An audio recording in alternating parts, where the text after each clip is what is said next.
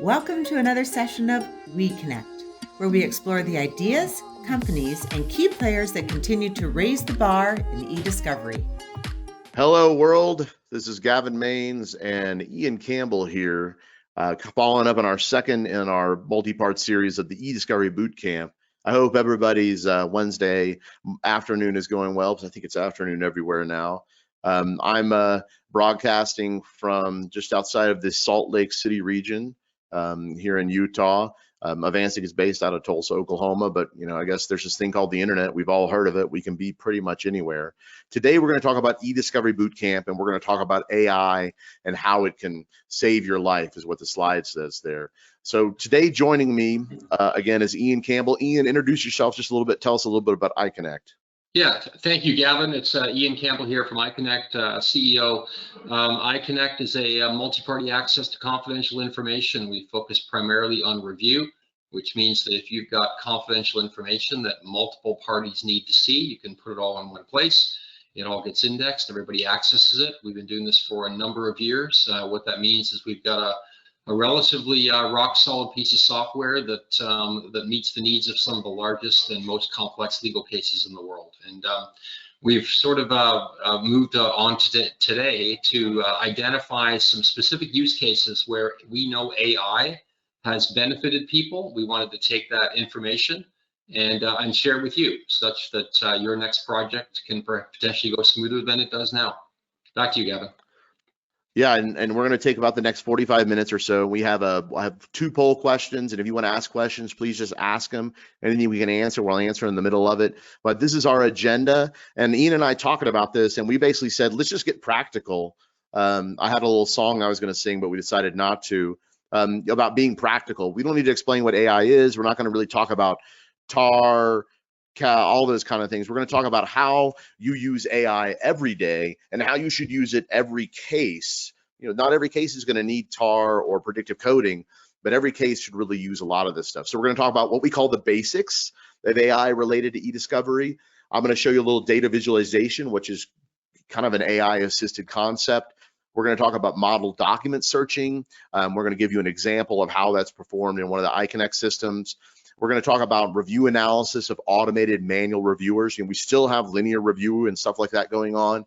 And there's some ways that there's technology that can help make sure those people aren't making mistakes or detect when something's changed in the case. That was a big deal in a lot of the cases. There's this thing called the Christmas tree in oil field maintenance. And I had no idea what that was until we did some reviewing. Like, why are they coding that as a Christmas tree? Well, that's what the derrick looks like. The other ones are called something different.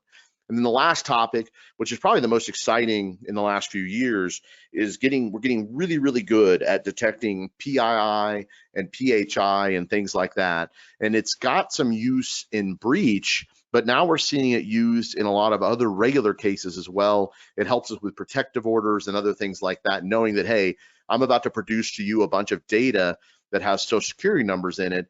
I need to have this protective order in place. And people normally argue about protective orders. Well, fine, if you're not going to give me a protective order, then I'm going to redact it all. And so we have some technology to kind of show you how to do that. So we're really excited to kind of get right into it and talk about what we call the basics. And Ian, I know I was going to handle this 100%, but when we talk about the basics of AI, what I mean is the stuff you use every day and you should be using every day, and it just works. It's just ubiquitous. And what are some examples, both in eDiscovery and outside of eDiscovery, where artificial intelligence is helping us in our daily life? Well, I think anybody who's just finished another season of Ozark on Netflix knows exactly what it means, because as soon as you finished Ozark, it popped up with a little bunch of bubbles underneath that said other shows you might like. And it's doing that because there's a profile on Ozark. It's a drama. It's an hour long. It's a series.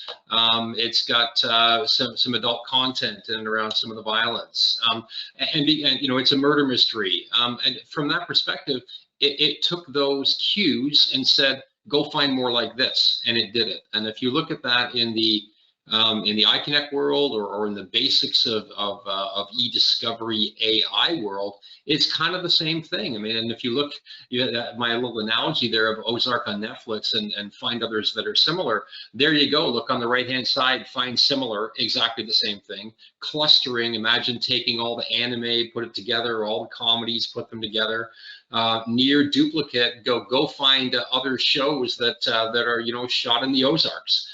They're almost the same, or maybe other documentaries about the making of Ozark. So because they're extremely close. And then email threading is a little bit of an anomaly because I think we all understand the concept of there's an email and then there's attachments. And we call those child documents, but they're all grouped together. And there's some actions you can do within using AI and eDiscovery from two perspectives. One is when I code an attachment that's important, I can then turn around as well and say that the email is as well is also designated the same way. And then further to that, conversation threading becomes very important, because if I find one email related to a thread, can I now automatically go find all the other emails related to that same conversation thread? So I think you're absolutely right, Gavin. These are the sort of blocking and tackling things that when you take tar and cal right out of it, these can create tremendous efficiencies in all aspects of what you're doing. Yeah, I definitely agree with everything you said there. And what the point I say on the slide here, and it's not a bold statement, it's you should be using these, not you should think about using it. These should be part of your workflow. And what I mean by part of your workflow is, I'll look at a system here, and again, I'm in an iConnect system here, but when we think about this in a generic term, it should be the same in every system. And so I've loaded some simple data here. And just to be very clear, there is a difference between a duplicate or a forensics duplicate or a scientific duplicate and a near duplicate. In here I can click on this folder called Originals for Dupes, and this is the second round of data that was loaded. And when we look in here, we can see that the custodian, the first load was the custodian of Anders Franklin, and the second custodian was Sword Weak Legs. And we can see here that Anders Franklin and Sword Weak Legs both had this document because it's in their custodian. And so in this case, when we load that duplicate to the system, it doesn't load it again, so I don't have the document in there twice, it's just in there once. And so if I've already reviewed this document and then I got more documents from additional custodians and it loads in and it found the same document, I don't need to go review it again, but I can go and realize that, oh, when I look at all of Sword Weak Legs documents, it's going to contain documents that came from a different custodian. And so this is the dupe, and every processing tool should do something that deals with duplicates. And there's differences and nuances in there as well, but near dupe is a little bit different. So when I go into a particular document and I'm reading the content of that document, near dupe's going to tell me, hey, are there other documents that are very similar to this? And Ian, I thought it would be funny because it is a little over 20 years since Enron blew up, December 2020, to go all the way back to that Enron set, because we haven't talked about that set in years because it got boring. But I said, let's go back to the Enron set and do some experiments within that set. And so when we think about a particular document, and I'm just going to randomly pick one here, which is always super risky. One of the ways we can present that is on the right over here, we have email threads, near duplicates, and then we might have similar concepts. And when you're looking at this document, it had no email threads, it had no near duplicates, but it has some similar context with some various scores here saying, I found content that's similar to this. It says, please use the second check as October payment. And if I go look at something that says it's 90% similar to this, we'll go see what that text might say. And that text is going to say probably something very similar because it said, use the second check as my payment. So it's very similar concept. It's almost identical. Now, if I go back and I run that famous search, Raptor, which is that transaction that they were doing, and we go and look at these records in here, we'll see that we'll now actually start seeing email threads. And one of the things that we can see in this particular system, and this is where the AI and email thread comes in, is the AI is telling us this email up here is inclusive of this email.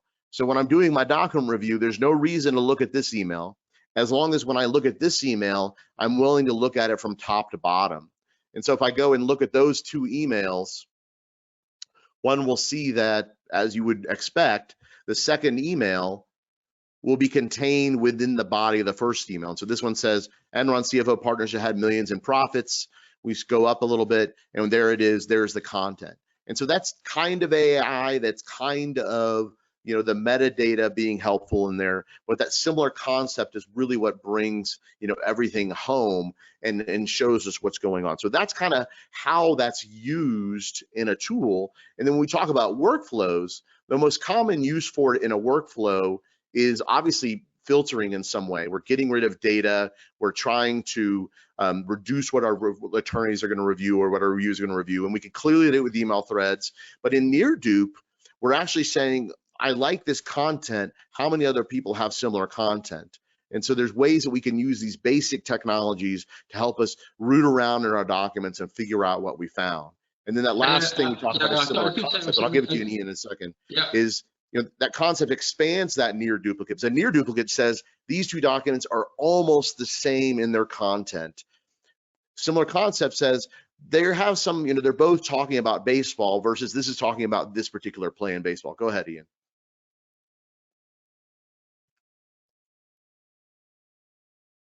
You know, I think the interesting thing is this is a great tool to go find more like this for two reasons. One is because you're going to go find other documents you need to look at. The inverse of that is if you find a dud, a junk document, an irrelevant document, you can use the same technology to go find more of those. And now you're carving out documents within your review that you know you don't need to spend valuable review time and money against. Again, you know, as a culling tool, it's important to use this to find stuff you want and also to find stuff that you don't want. And it can help you either way. But again, those are the basics, and we call them. You know, you want to use those every day, and you know, when you're using them part of your workflow, there are some other fancy things where you're doing manual review or linear review. You can use them to help batch your technology out. So now we kind of go into one of our three additional advanced modes, and that's data visualization. You're not necessarily an AI, but it's a way of aggregating data and showing you other things that you may not see when you're looking at the data in, you know, in a spreadsheet or in a table view or in a document view. And I'm going to be really quick on this because I know we want to get to the other cool stuff here. But if I go back to my Enron set, one of the most common things that we do when we're dealing with, and I'll clear my search here, when we're dealing with looking at data, what do I have? What do I understand? Is one of the most common things that we do is we make pie charts of email domains. And so if here I go down, I could do it on email addresses, but I want to do email domains. And so what this is going to do is going to give me a visual representation or an aggregate of all of the email domains that it finds within the system. And it's going to show me, here's some Enron domains and here's some other domains. And so when I go and I sort these by value, and then I'm going to turn them all on, we would bet that in the Enron set that Enron's the biggest one. But there's a bunch of other domain names in here. And so one of the simple workflows that I can do is download a CSV of that and then look at that in Excel and say, okay, are there any law firm names in here that I can go code as presumptive of privilege? Are there any other things that might be something that I need to go and necessarily look at? And so when I look at my email addresses, I can go through and look at all the top 500 email addresses that are in there, which of course are all going to be Enron, but I can also go look at the email domains and figure out what's different in there. In addition, when I'm looking at this iView technology or any kind of visualization, I can pivot on a lot of other things, like what kind of data do I have in here? So show me the file type categories. What are my attachments look like? Is this 100% email? Is there other things in there? So there's different ways of visualizing your data. And then one last little thing, a bit I'll show you, is you can actually go through and do linear timegram. We'll go back into Enron data set and see what it looks like. You can say, show me the email over time. So not necessarily an AI, but it's a visualization of the data showing you what you might actually have. So when I go through here and say, show me a linear diagram over time of all of the email from someone over a particular date or time, I can say, show me the sent date, and now I'll know who is sending date over a particular time. I'm going to group this by month just so it doesn't get ugly, and it'll give me a quick chart showing me what that looks like across time. And so when we're thinking about AI, the computer is helping us build these graphs and build these charts that'll help visualize something, for us in our need. And we'll come back to that because I want to get on to some other things here. Oh, there it is. It came up quickly. So we can see over time, here's all the various emails that people are sending. And, it's kind of complicated because it's a big data set, 250,000 documents. But if we filter these out, we can figure out who's talking to who and who's doing what. So visualization, in my opinion, is one of the things that really helps us in this, and it helps us go through and figure out what's going on. So our next step really is to understand where we think there is a time saving. So I have a poll question that I'm going to throw out here, and this is early on because I haven't told you the answer yet. And the question is, do you believe in your experience the cost of analytics? And cost to me means the time that you spend to learn it. Does it actually have an extra cost? Most places don't actually have an extra cost, in my opinion. It should be free. But do all the costs associated with pausing your linear review make up and recover by the time savings and not necessarily billing your client or something like that? And so that's the concept that we're asking is, very generically, do you believe the cost of analytics and AI are recovered by the time savings that you have out here? And we've got about half of you guys that have voted so far. So I'm going to shut it down in about another 20 seconds. Ian, any comments on the cost savings? Yeah, I think it's a great question because I think that's what sometimes intimidates people. They go into it, they talk with their vendor, they look at the software they're using, somebody suggests AI, and the knee-jerk reaction sometimes is, ooh, there's an upcharge. Or, ooh, yeah, it's an area of eDiscovery I'm not that comfortable with. I think people, after they use it for that first time, have a bit of a wow moment, and they certainly. I'm not going to give away the answer here, but certainly from my perspective, looks like 100% of our. Everybody agrees with us, Ian. Everybody agrees. I've never had this much, this much agreement among a group of legal professionals out there. But yes, the savings should be obvious. So I guess we're preaching to the choir there. Okay, so perfect. Ian, talk to us a little bit about model document searching, and then I'll give you the presenter role when you're ready to kind of show us what some of these various things. We're going to cover 3 pretty hot topics here on how we actually use AI to get something done. Yeah, that's a great question, Gavin. I think one of the challenges we run into, everyone's kind of familiar with a Boolean search. I'm looking for a keyword, I'm looking for a phrase, I'm looking for a numeric value, all the way through to some level of conceptually similar search. If I found a document, Gavin just showed that, now go find other documents that are conceptually similar to the document I found. But what if you don't have that document? And what if you're not really sure what the keywords are that you might be looking for? We've gone and developed something. It's called Exemplar, and it's a trademark term that we pulled together, basically in and around the ability to create a synthetic document. Imagine going to an attorney and saying, "Look, you don't know what's in there. I don't know what's in there." But you've talked to your client, and your client thinks there might be something that says X. Just write it down. Give me a paragraph. Give me a couple of paragraphs, go and replicate for me, go and create a fake document, a synthetic document, and we'll go see if there's anything in the collection that looks like that. And this has been an extremely powerful way to use conceptual search, because it's not find a document, go find more. It's create a document, create a smoking gun. I know that's a terrible term, but go and create that smoking gun document and then go find more. And Gavin, I'll show you show the folks how that works, but I know you've also had some real world examples of success using that technology as well. Yes, and Ian, I'll go ahead and make you the presenter right now while we get to this set up. But sure. We, in the oil spill case, we had millions and millions of pages of documents and documents in its end, and we just really had the plaintiffs go say, Anadarko did this, Halliburton did this, and they would make up sentences from scratch. And it's amazing. You would find almost that exact same sentence in a document or an email. And we were just like, how did you know that? Like, we were just guessing. We did a deposition, someone said something, we read a document, it put it together, and it really brought those things together. And actually, when you were a reviewer in that lawsuit and you found a hot doc, you won a steak dinner. And I think I still am owed about 2,000 steak dinners down in New Orleans. So if anybody wants to join me, let's get down there, and Craig Ball, Tom O'Connor, and all, if we can all get together and have some steak dinners. So show us what we're talking about here. Good. Hey, can you see my screen okay, Gavin? Yeah, you look great.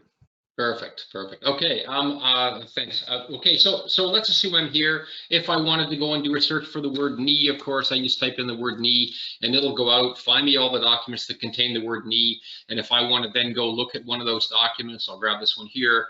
Not only does it know that it contains the word knee, it knows where the word knee is in the document. So again, a really quick way to be able to go in and work with the documents in a collection. But what if you're in a situation here, and this is actually a database filled with knee surgery documents, but let's say I'm looking for a specific issue related to knee surgery. We have a little X here called exemplar. And what exemplar allows me to do is create what I talked about, create those synthetic documents. We've got one here that was created for surgery preparation. And if I look at the details on that, kind of a sort of a funny story. One of our employees actually went in for knee surgery, and we knew we had this database, and we said to him, hey, tell us what happened in your own words prior to surgery. And he actually made up this paragraph, just made it up. And then we thought, well, let's go and plug it in and see what we find. Now you can see in this scenario, we've also cut and pasted other information out, information from documents in this database, information from the complaint. Again, lots of different ways that you can take various diverse data points, merge them together, and create that synthetic document. In this case, I'm going to go and hit the find similar from that paragraph. And sure enough, it goes and finds a whole bunch of documents that are similar to the paragraph that I submitted. And when I go into this first one here, I'll just show you, this is using the built-in viewer. You can see there's a bunch of words already highlighted for me. That's because I've got word marking turned on here where I can go and create instant visual cues on keywords. But I'm going to go down to about the third page here. You may recall that paragraph, he told us what happened the day of surgery. And sure enough, look at this. The paragraph it found was what happens the day of surgery. Different words, different documents, but ultimately we found this document by creating a synthetic document and then literally going and saying, go find similar. So it can be a very, very powerful way to be able to organize the collection, because now I could easily take all those documents there and just folder them. Just simply do a select all, drag and drop them over here into a folder, and at that point go on with my review. So again, a great way to sort of supplement a normal keyword Boolean search, but not have to go all the way over to running some kind of modeling or tar or building an example set. It literally is cut, paste, find similar, and it can be a very, very powerful tool. Yeah, and it's ease of use is what's there, is that you really can make up whatever you want and paste it in as text. You're not having to load a document and then reprocess the whole set. It's kind of an intuitive, ingenious way to get that done. You know, it's better than even what we call concept search, where in most concept search engines you can only add like 100 words. You know, in this case we can add entire documents out there. Yeah, and to go one step further, Gavin, let's say I'm reading this document, I go, ooh, that's interesting. Cameras attached, TV monitors, ooh, that's interesting to me. I can literally grab that little snippet of text right there and add it to my surgery prep, or add it to another exemplar that I'm working on. So I could be building these, I can instruct my team on the fly. If you find a snippet within a document that you think is indicative of what we're looking for, add it to the exemplar, add it to the exemplar. And then you're gonna build this super document, and then literally just click the go find similar. It's great technology. Ian, why don't we just stay on the screen share instead of going back to the slides? Our next topic that we were going to talk about is you have a manual review going on. You know, you still want to look from document to document. You know, how can we use AI to help us, you know, make sure, you know, obviously predictive coding is where the computer is making decisions based on how we make decisions, but can the computer decide that we're doing something wrong? You know, can it say, you know, I'm sorry, Dave, I can't let you code that way. or can it give me some kind of detection? So is there some kind of technology out there that helps figure that out? Yeah, so we've actually adopted a technology called Sentio. Some of you may have heard that name, and some of you may have actually fallen into using that technology. For anybody who's got a MasterCard, if you ever received that phone call that said, I'm pretty sure this wasn't your transaction, your card may have been compromised, that's Sentio technology. It looks for anomalies in patterns. And if you think of it from that perspective, if all of a sudden someone goes and buys a kangaroo at 4 o'clock in the morning for $40,000 on your credit card, you'd like to think there's an AI model out there that goes, wait a minute, that's not a normal purchase for someone who's usually buying, business supplies at Staples and restaurant bills and until recently flights. That's normal. But that other purchase is an anomaly. And imagine that what happens within MasterCard is somewhere the AI puts a red X on that transaction, funnels it over to a call center, and they give you a phone call. Think of that now in the context of a manual review. Imagine being able to go into a manual review and have the AI tell you, wait a minute, that's not right. So I'm going to show you just a quick sample here. We have a database of Wikipedia animals of all things, and so I'm just going to go and find a set here.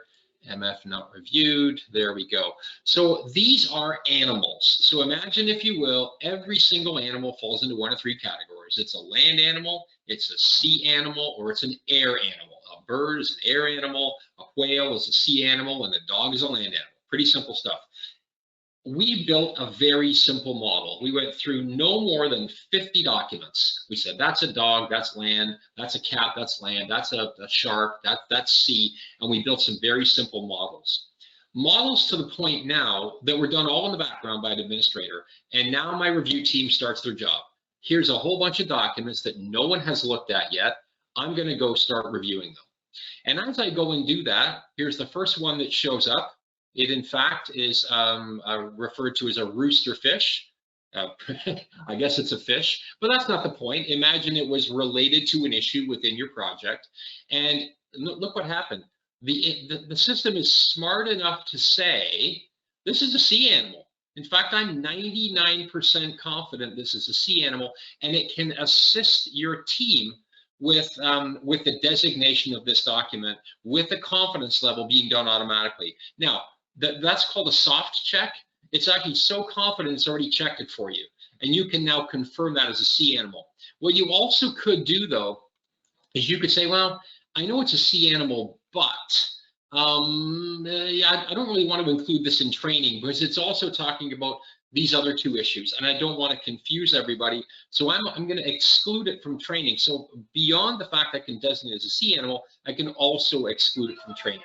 So I've got a lot of capability here to be able to do that. Okay, so the whole idea is that as I go from document to document to document, what I now have here, go to the next one here, it looks like it's a Rottweiler. I think everybody knows what category that's gonna end up in. Sure enough, the system is saying it's a land animal. So imagine that it's going along and doing that for you. Now, you can, if you want, of course, so we find this with some of our features, as soon as we turn them on, the first question we get is, can I turn that off? Because I don't want my reviewers, I don't want them prompted. I don't want the AI to sort of nudge them in a certain direction. I want them to take very subjective views on every document. I want them to look at all four corners. So in that scenario, they're going to go forward and they're going to go air, sea, land in the background. At the end of the review, every document that got that little red X, the one we talked about before, that anomaly, when someone marked a whale as a land animal, someone marked a shoulder surgery document as a lung infection, that's the kind of thing that gets a little red X. And at the end of the day, the AI is smart enough to be able to go, let's go and run some statistics and be able to go and have a look at the errors by user.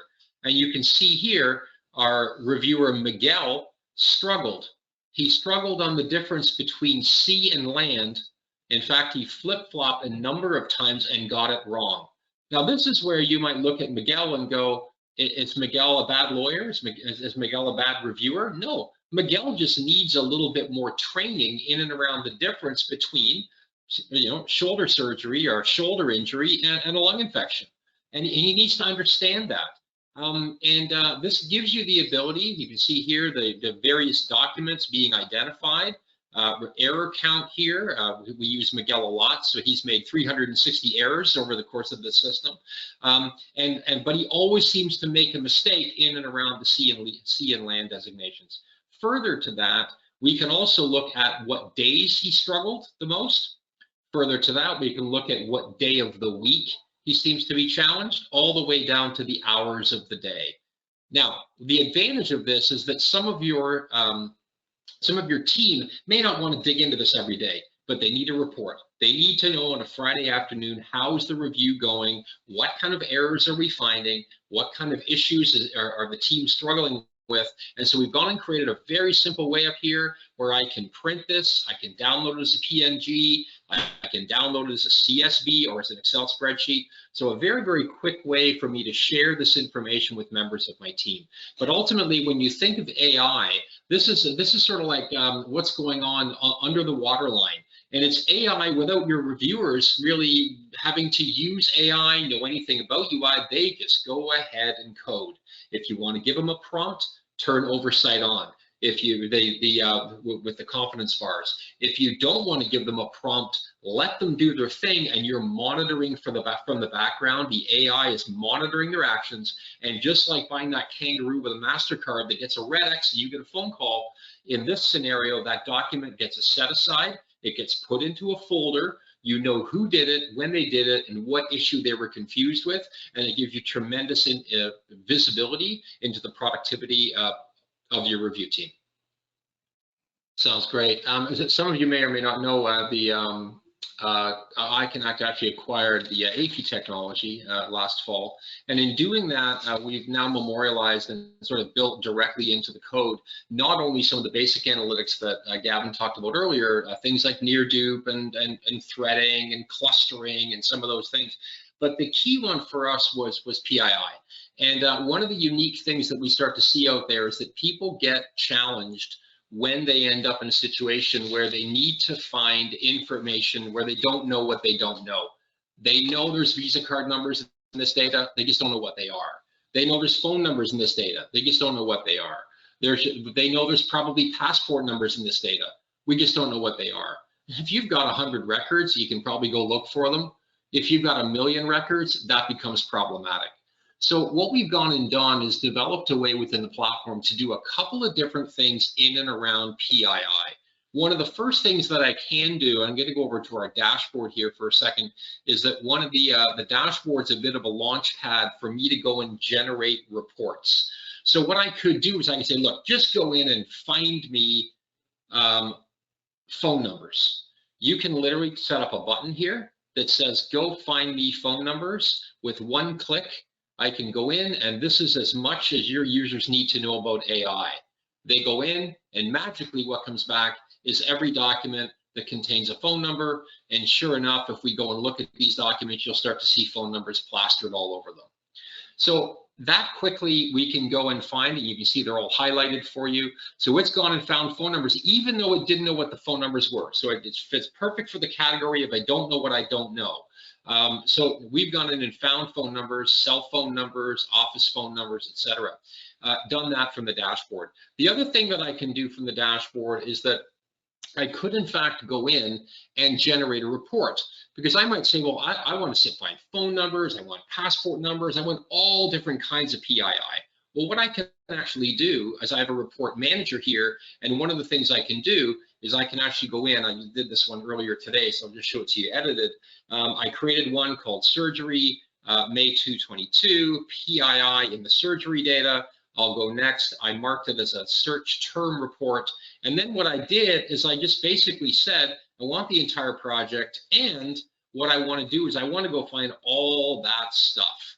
I want to go find ITIN numbers, socials, people, documents with emojis, locations, money, organizations, addresses, banks, phone numbers. We have the ability to find information from over 50 countries. So imagine if you're looking for Romanian driver's license numbers, there's actually a query you can run to report out on how many Romanian driver's license numbers are in your data. I can also upload from third-party content. So what is PII to some of us may not be PII to someone else. If there was a pharma company, for them, the PII is any one of these 22 chemical names. If these 22 chemical names show up on a document, I need to know. And so you can run kind of an en masse keyword search to go and find that. So you can upload that as well. But it does give you the ability, again, to go and find PII from any one of 52 different countries. When I'm done, what I end up with is a document that looks like this. So this is a search term report. It's a PII search term report where I've gone in and it's gone and found for me all the documents that contain all the different things that might be considered as PII. You can search for all of these, you can search for one or two of these, and ultimately it will go find it. The other nice thing is it's not just using a thing called regular expression. It's not just using a format where it's looking for a 16-digit credit card number, which is 4-4-4-4. It's actually looking for the context and the language in and around the credit card to go, ooh, that's a credit card number. Okay, so very, very strong on the ability to go and generate that report. But I'm going to go one step further here, just go back to the records. What I could also do when I run that report, I could also say, oh, by the way, if you go find those credit card numbers, I want you to go and put them in a folder for me. And here we are here, down here, it automatically created a folder called credit card numbers. So what we did on that report was we checked a box that says create folders, put them on an item called privacy. And you can see here that it automatically created a folder, automatically created a series of folders, and automatically for me went and put all of the credit card number documents into a credit card folder, such that I can now come over here and look at this, and voila, here what I've got is a document, and sure enough, this document has credit card numbers on it. So again, a great way to deal with in a situation where, again, you don't know what you don't know. You know there's a hint of this stuff. Now, we see this being used a number of different ways. Sometimes on inbound data, people are very interested in carving that information out. If you ended up with a whole bunch of credit card numbers, you might say, I don't want my specific review team seeing that information. I'm going to carve that out. And make sure that from a security perspective, that's hidden from them. On the inverse of that, you might say, ooh, those are the most problematic documents I've got here. I need to look at those first. So you can either use it as a way to carve data back or push data forward as part of your workflow to make sure that you're focusing on what's really, really important. The last thing I'm going to talk about, though, is redaction, because if we know that that's a credit card number and we can find this record and we know geographically, everybody think back to kind of grade 4, grade 5 here, XY coordinates, we know that that credit card number is X number of pixels down, X number of pixels across, top left to bottom right. We can, in fact, put a black box on top of it. And that's what we've done. We've gone and created a way for me to go into a collection and go and do automated redaction. How do I do that? I find a bunch of documents. I go here. This is called a mass action dialog. I've got everything turned on here. A lot of people wouldn't have these on. You clearly wouldn't give delete records to some of your users. But I do have them all on here, and I'm just going to check the one here called redact records. In fact, I'm just going to show you one thing quickly beforehand. I'm going to do a quick search for the word Berlin, because I know there's a couple of different instances of that in here. And sure enough, here we are. We actually have my Berlin records, and it knows exactly where the word Berlin is on this record. But let's say I wanted to redact the word Berlin. So what I can now do is I can come in here, and I can actually, in my mass action redaction area, I can in fact say, okay, so first of all, I'm going to create a set of redactions. I'm not going to put any redaction on top of it, but I could call it a redaction, or if I had a redaction designation, I could put that on there too. But in this scenario, I'm just going to say, go redact the word Berlin and hit go. And then also, you may recall from that previous one, also go in and find every piece of PII you can find. because that Berlin document contains addresses and phone numbers and all those other things. I want to redact all that stuff too. At that point, I literally just hit go. And when I do that, what I get now is I get my original document, but what I also then get is a redacted version of that document. And this is where I said some people will do this on inbound, where they'll maybe either identify and or folder and or redact on inbound documents, easy to do as part of the work stream, or on export as part of the export process. They may say, well, I'm going to go and make this available. Maybe on the government side, it's part of a FOIA request. You could, in fact, redact the records before they go out to make sure that none of that sensitive information becomes part of the request. Further to that, we've done a few things here. You see these little eyes up here, little eye icons. If I'm allowed, I can QC it and click right there, and everything goes into gray. So now I can actually see what's underneath those redactions so that I can QC that on my own. Or I could, in fact, come here and turn it right off. And let's say I now wanted to share this document with someone. Well, I have the ability now to go in and actually go and share that with them. So I can take that record, I can go into share mode, and one of the options I'm now going to get when I go and share that document, I'll go and share it with Jillian here. I'll give it a name, I'll call it Berlin. I can include some text, and now I have the ability to actually either send her the redacted or the unredacted version of that document. I can share this with a third party from right inside the tool. So again, think of PII. It's not all things to all people. You got PII, PHI, there's different jurisdictions. Some people are more concerned about specific keywords. All this technology works with any of those. You can report against it. You can automatically tag or folder it. You can redact it, and you can share it. And all of those things are using some very sound artificial intelligence to make sure that in a situation, again, where you don't know what you don't know, this technology will find that for you and make it available to you in a number of different ways.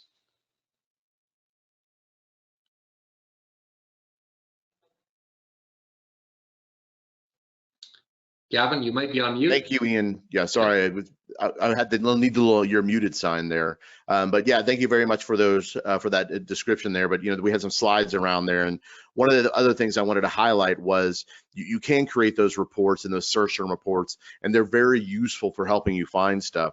And so my last demo was kind of an idea going back to that Enron set. And this is that Enron set that was cleaned several years ago by a group and supposedly had removed all the PII. And so I did a challenge and I said, okay, I ran this search for social security numbers, EINs and TINs, and out of 250,000 documents, we found 100 documents that theoretically had social security numbers in them. And sure enough, when I click in here, we can find that, the social security numbers kind of exist in many different documents from this supposedly cleansed set. And when I read back about how this set was cleansed, they actually sent human reviewers and they looked at all the documents and marked things that had social security. Well, I hate to say it, Ian, the humans made a mistake, didn't they? Yes, they did. Yes, and when we deal with this AI technology, it's only going to get better, and we have the benefit of time. So I have one more poll, and this is kind of to help me understand where everybody is, and it's what are the most helpful types of AI in your current process? And TAR cowls that whole group of predictive coding, and we also have data visualization and document clustering and find similar. And there's a bunch of other AIs behind there. But as we kind of give our closing thoughts, Ian, I wanted to throw this poll out there. And you've got some really innovative technologies, but the thing that we learn and the way Ian and I learn is if you email us after or send us questions or make comments afterwards, we only show you the technology and you say, hey, I want to use that for this. I want to use that for this.